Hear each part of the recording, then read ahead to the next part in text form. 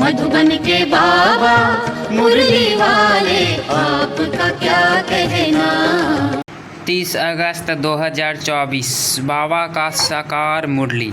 मीठे बच्चे, तुम्हें खुशी होनी चाहिए कि दुख रहने वाला बाबा हमें सुखधाम में ले जाने आया है। हम स्वर्ग के फरिजादे बनने वाले हैं। आज का प्रश्न है, बच्चों की किस स्थिति को देखते हुए बाप को चिंता नहीं होती, क्यों?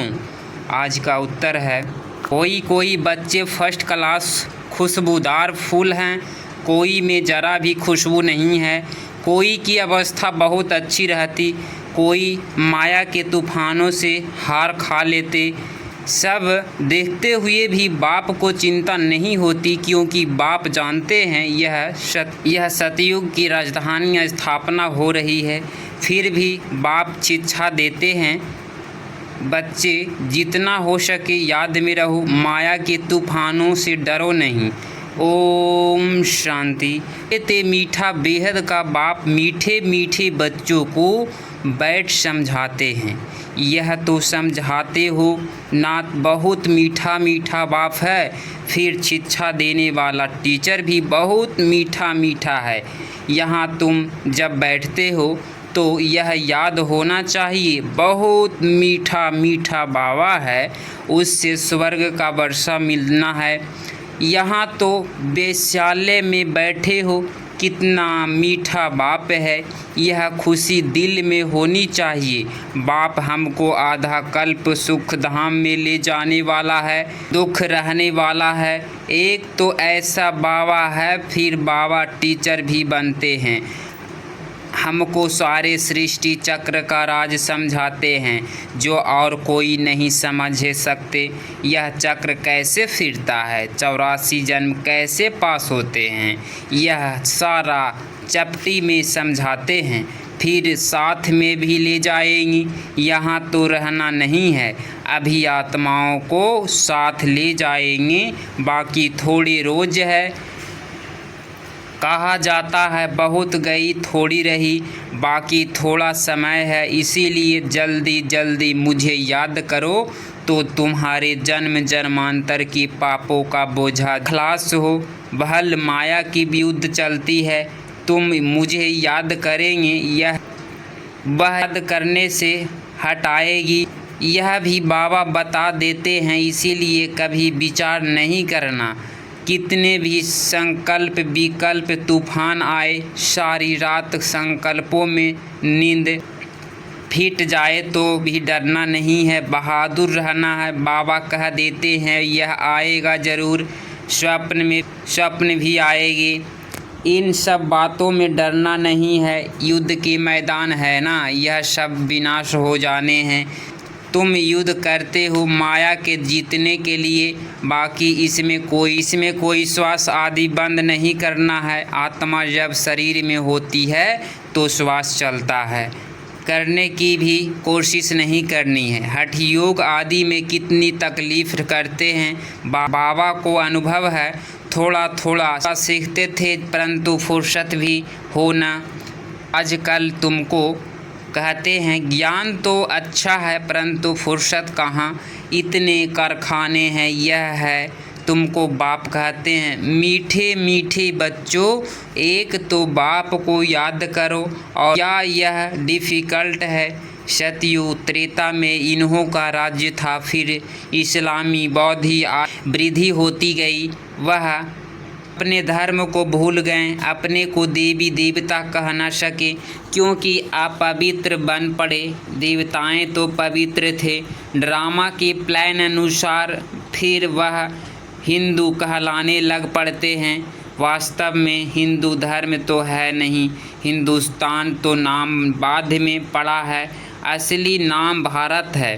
कहते हैं भारत माताओं का जय, थोड़े ही कहते हैं भारत में ही इन देवताओं का राज्य था। भारत की ही महिमा करते हैं, तो बाप बच्चों को सिखला रहे हैं बाप को कैसे याद करना है। बाप आए ही हैं घर ले चलने के लिए, किसको? आत्माओं को। तुम जितना बाप को याद करते हो उतना तुम पवित्र बनते हो, पवित्र बनते जाएंगे तो फिर सज़ा भी नहीं खाएंगे। अगर सजाएं खाई तो पद कम हो जाएगा। इसीलिए जितना याद करेंगे उतना विकर्म विनाश होते रहेंगे। बहुत बच्चे हैं जो याद कर नहीं सकते, तंग होकर छोड़ देते हैं, युद्ध करते नहीं हैं। ऐसे भी हैं। समझा जाता है राजधानी स्थापना होनी है, नापास भी बहुत होंगे। गरीब प्रजा भी चाहिए ना, भल वहाँ दुख नहीं होती है, परंतु गरीब साहूकार तो हर हालत में होंगे। यह है कलयुग। यहाँ साहूकार व गरीब दोनों दुख भोगते हैं। वहाँ दोनों सुखी रहते हैं, परंतु गरीब साहूकार की भावना तो रहेगी, दुख का नाम नहीं होगा। बाकी नंबरवार तो होते ही हैं, कोई रोग नहीं होगा, आयु भी बड़ी होती है। इस दुख धाम को भूल जाते हैं। सतयुग में तुमको दुख याद भी नहीं होगा। दुख धाम और सुख धाम की याद अभी बाप दिलाते हैं। मनुष्य कहते हैं स्वर्ग था, परंतु कब था? लाखों वर्ष की बात तो कोई भी याद आ न सके। बाप कहते हैं कल तुमको सुख था, कल फिर होगा। तो यहाँ बैठ फूलों को देखते हैं, यह अच्छा फूल है, यह इस प्रकार की मेहनत करते हैं, यह एथेरियम नहीं है, यह पत्थर बुद्धि है। बाप को कोई बात की चिंता नहीं रहती। हाँ, समझते हैं बच्चे जल्दी पढ़कर साहूकार हो जाए। पढ़ाना भी है, बच्चे तो बने हैं, परंतु जल्दी पढ़कर होशियार हो, और वह भी कहा जाता है तक पढ़ने और पढ़ाते हैं। ऐसे फूल है यह बाप बैठ देखते हैं, क्योंकि यह है चैतन्य फूलों का बगीचा। फूलों को देखते भी कितनी खुशी होती है। बच्चे खुद भी समझते हैं बाबा स्वर्ग का वर्षा देते हैं। बाप को याद करते रहेंगे तो पाप करते जाएंगे, नहीं तो सज़ा खाकर फिर पद पाएंगे, कम हो जाएंगे। मानी और मोचरा, बाप को ऐसे याद करो जो जन्म जन्मांतर के पाप कट जाए। चक्र को जानना भी है, चक्र फिरता रहता है, कब बंद नहीं होता, यूँ मिसल चलता रहता है, यूँ सबसे आहिस्ते चलती है। यह बेहद का ड्रामा भी बहुत आहिस्ते चलता है, टिक टिक होती रहती है। 5000 वर्ष में सेकंड्स मिनट कितने होते, वह हिसाब भी बच्चों ने निकाल कर भेजा है। लाखों वर्ष की बात होती तो कोई भी हिसाब निकाल ना सके। यहाँ बाप और बच्चे बैठे हैं, बाबा एक एक को बैठ देखते हैं। ज्ञान उठाया है, औरों को कितना समझाते हैं, है बहुत सहज, सिर्फ बाप को परिचय दो। बैज तो बच्चों के पास ही है, बोलो यह है शिव बाबा। काशी में जाओ तो भी शिव बाबा कह याद करते हैं। तुम हो शालिग्राम, आत्मा बिल्कुल छोटा सितारा है, उसमें कितना पाठ भरा हुआ है। आत्मा घटती बढ़ती नहीं, विनाश नहीं होती है। आत्मा तो अविनाशी है, उसमें ड्रामा का पाठ भरा हुआ है। हीरा सबसे मजबूत होता है, उस जैसे तख्त पत्थर कोई होता नहीं। जोहरी लोग जानते हैं, आत्मा का विचार करो कितनी छोटी है, उसमें कितना पाठ भरा हुआ है, जो कभी भी घिसता नहीं है। दूसरी आत्मा होती नहीं। इस दुनिया में ऐसे कोई मनुष्य नहीं जिसको हम बाप, टीचर, सतगुरु कहें। एक है बाप, एक बेहद का बाप है, शिक्षक है, सबको शिक्षा देते हैं। मन मना भव, तुमको भी कहते हैं कि कोई धर्म वाले मिले, उसको कहो अल्लाह को याद करते हो ना, आत्माएं सब भाई भाई है। अब बाप शिक्षा देते हैं कि मामे कम याद करो तो विकर्म विनाश होंगे। बाप ही पतित पावन है, यह किसने कहा? आत्मा ने। मनुष्य भल गाते हैं परंतु अर्थ नहीं समझते हैं। बाप कहते हैं तुम सब सीताएं हो, मैं हूँ राम। सब भक्तों की सतगति दाता मैं हूँ, सबकी सतगति कर देते हैं, बाकी सब मुक्ति धाम में चले जाते हैं। सतयुग में दूसरा धर्म कोई होता नहीं, सिर्फ हम ही होते हैं। क्योंकि हम बाप से वर्षा लेते हैं। यहाँ तो देखो कितने ढेर के ढेर मंदिर है, कितनी बड़ी दुनिया है, क्या क्या चीज़ें हैं। वहाँ यह कुछ भी नहीं होगा, सिर्फ भारत ही होगा। यह रेल आदि भी नहीं होगी, यह सब खत्म हो जाएंगे। यहाँ रेल की दरकार नहीं, छोटा शहर होगा। रेल तो चाहिए दूर दूर गांव में जाने के लिए। बाबा रिफ्रेश कर रहे हैं, भिन्न भिन्न पॉइंट्स समझाते रहते हैं बच्चों के लिए। यहाँ बैठे हो, बुद्धि में सारा ज्ञान है, जैसे परमपिता परमात्मा में सारा ज्ञान भरा हुआ है जो तुमको समझाते रहते हैं। उच्च ते उच्च शांति धाम में रहने वाला का सागर बाप है। हम आत्माएं भी सब यहाँ स्वीट होम में रहने वाली है। शांति के लिए मनुष्य कितना माथा मारते हैं। साहू लोग भी कहते मन को शांति कैसे मिले, क्या क्या मुक्ति रचते हैं, गाया जाता है। आत्मा तो मन बुद्धि संयुक्त है, उसका स्वधर्म भी है, शांत, मुख भी नहीं, कर्मेंद्रिया भी नहीं, तो जरूर शांत ही होगी। हम आत्माएं का विनाश स्थान है स्वीट होम, जहाँ बिल्कुल शांति रहती है। फिर वहाँ से आते हैं सुख धाम में। अभी तो इस दुख धाम में ट्रांसफ़र होते हैं, सुख धाम में बाप पावन बना रहे हैं। कितनी बड़ी दुनिया है, इतने जंगल आदि कुछ भी वहाँ नहीं होंगे, इतनी पहाड़ियाँ आदि कुछ नहीं होगी। हमारी राजधानी होगी। जैसे स्वर्ग का छोटा सा मॉडल बनाते हैं, वैसे छोटा सा स्वर्ग होगा। क्या होना है, वंडर्स देखो, कितना बड़ी सृष्टि है। यहाँ तो सब आपस में लड़ते रहते हैं, फिर इतनी सारी दुनिया ख़त्म हो जाएगी, बाकी हमारा राज्य रहेगा। इतना सब कुछ ख़त्म हो, यह सब कहाँ जाएगा? समुद्र धरती आदि में चले जाएंगे, नाम विनाश भी नहीं रहेगा। समुद्र में जो चीज़ जाती है वह अंदर ही खत्म हो जाती है। सागर हप कर लेता है, तत्व तत्व में, मिट्टी मिट्टी में मिल जाती है। फिर दुनिया ही सतो प्रधान होती है। उस समय कहा जाता है नई सतो प्रधान प्रकृति। तुम्हारी यहाँ नेचुरल ब्यूटी रहती है, लिपस्टिक आदि कुछ भी नहीं लगाते। तुम बच्चों को सुख होना चाहिए, तुम स्वर्ग के परिजादे बनते हो। ज्ञान स्नान नहीं करेंगे तो तुम देवता बनेंगे नहीं, और कोई उपाय है नहीं।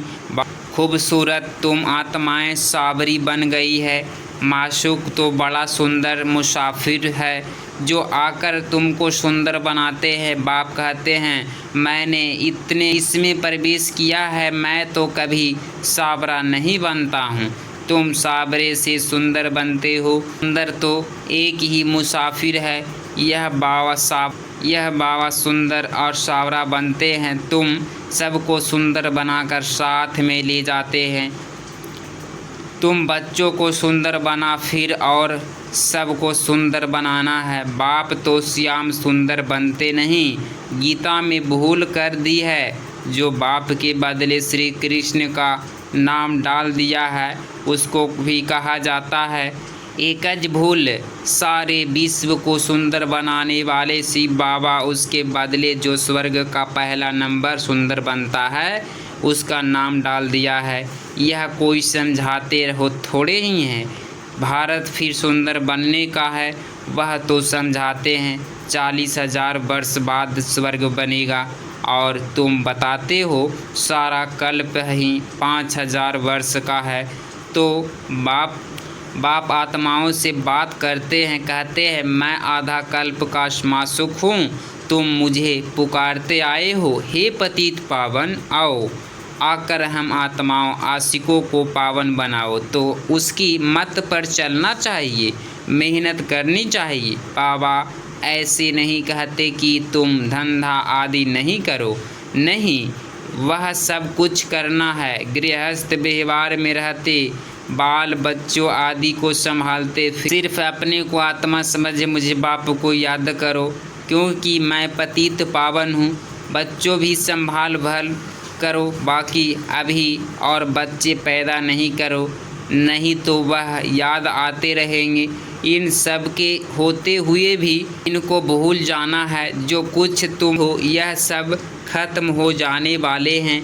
शरीर खत्म हो जाएगा, बाप की याद से आत्मा पवित्र बन जाएगी, तो फिर शरीर भी नया मिलेगा। यह है बेहद का संन्यास। बाप नया घर बनाते हैं तो फिर पुराने घर से दिल हट जाती है। उसमें क्या नहीं होगा, अपार सुख होगा।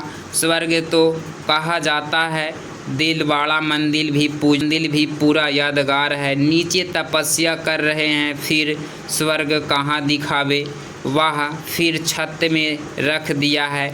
नीचे राजयोग की तपस्या कर रहे हैं, ऊपर राज पद खड़ा है। कितना अच्छा मंदिर है। ऊपर है अचल घर, सोने की मूर्तियां हैं, उससे ऊपर है फिर गुरु शिखर। गुरु सबसे ऊपर बैठा है, उच्च ते उच्च है सतगुरु। फिर बीच में दिखाया है स्वर्ग, तो यह दिलवाड़ा मंदिर पूरा यादगार है। राजयोग तुम सीखते हो, फिर स्वर्ग यहाँ होगा। देवताएं यहाँ थे ना, परंतु उसके लिए पावन दुनिया अब बन रही है। अच्छा, मीठे मीठे सिक्के लधे बच्चों प्रति माता पिता बाप दादा को याद प्यार और गुड मॉर्निंग। रूहानी बाप की रूहानी बच्चों को नमस्ते नमस्ते। धारणा के लिए मुख्तार पॉइंट नंबर फर्स्ट, इन आँखों से सब कुछ देखते हुए इसे भूलने का अभ्यास करना है। पुराने घर से दुनिया को दिल हटा लेनी है, नए घर को याद करना है। पॉइंट नंबर 2, ज्ञान स्नान कर सुंदर परियादा बनना है। जैसे बाप सुंदर गोरा मुसाफिर है, ऐसे उनकी याद से आत्मा को साबरे से गोरा बनाना है। यह विजयी बनकर दिखाना है। आज बाबा का मीठे वरदान है, महादानी बन फार्क दिली से खुशी का खजाना बांटने वाले मास्टर रहमदिल भवा। स्पष्टीकरण है, लोग अल्पकार की खुशी प्राप्त करने के लिए कितना समय व धन खर्च करते हैं, फिर भी सच्ची सुखी नहीं मिलती। ऐसे आवश्यकता के समय आप आत्माओं को महादानी बन फार्क दिली से खुशी का दान देना है। इसके लिए रहमदिल का गुण इमर्ज करो। इस आपके जड़ चित्र वरदान दे रहे हैं, तो आप भी चैतन्य में रहमदिल बन बांटते जाओ, क्योंकि परवश आत्माएं हैं। कभी ये नहीं सोचे कि ये सुनने वाले भी नहीं हैं। आप रहमदिल बन देते जाओ। आप शुभ भावना उन्हों को फल अवश्य देगी। आज का स्लोगन है, योग की शक्ति द्वारा हर कर्मेंद्रियों को ऑर्डर्स में चलाने ही ही स्वराज्य अधिकारी भव। योग की शक्ति द्वारा हर कर्मेंद्रियों को ऑर्डर्स में चलाने वाले ही स्वराज्य अधिकारी भव। ओम शांति। अगर आप इस चैनल पे डेली मुरली सुनते हैं तो चैनल को ज़रूर सब्सक्राइब करें।